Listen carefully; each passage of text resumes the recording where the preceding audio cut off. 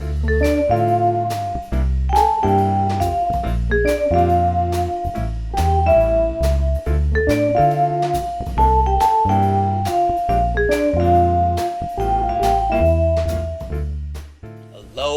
Happy New Year, and welcome back. Many people in January decide to take a break from drinking, and they refer to it as dry January.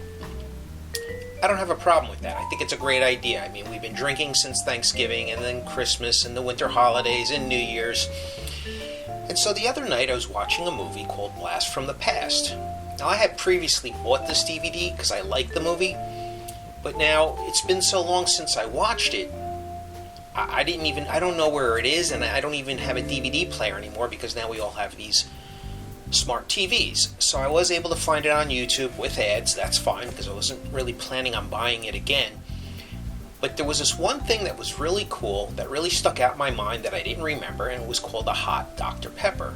And I'm thinking to myself, why would anybody want to drink a hot Dr. Pepper? Well, apparently it was a thing back in the early 1960s. And on a day like today, when it's freezing out, it's very cold. That's the high temperature. So I said, you know what? I'm going to have a mocktail, and it's going to be a hot Dr. Pepper. Now, I don't know why this would work, and I'm going to give it a shot right now. You simply want to heat your Dr. Pepper slowly and gently to about 180 degrees. That's going to cook all the carbonation out of it, and that's what's going to make it hot. If you don't have a thermometer, just leave it on the stove over medium heat for about 10 minutes. It should be fine. I don't know what's in here, but they say 23 flavors. And it's a secret, just like Coca-Cola and all the rest of this stuff. I don't know what's in here. I love this stuff. I honestly haven't had one in decades. It used to be my favorite. I used to drink it with rum before I really got into the cocktail culture. But I'm going to give this a shot now. Let's see what it tastes like.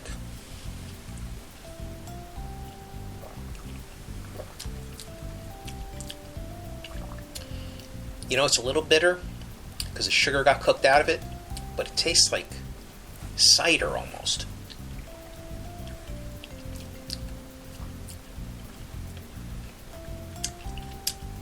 And the lemons in there, you typically wouldn't put lemons in a Dr. Pepper. You know, this tastes really good. It tastes different than a Dr. Pepper. You still have some of those residual flavors, but you know what? On a day like today, this is really nice, especially if you want a mocktail and you want something full of flavor and you don't even care for soda. That's a pretty delightful mocktail. I'll take that in January. See you again soon. Cheers.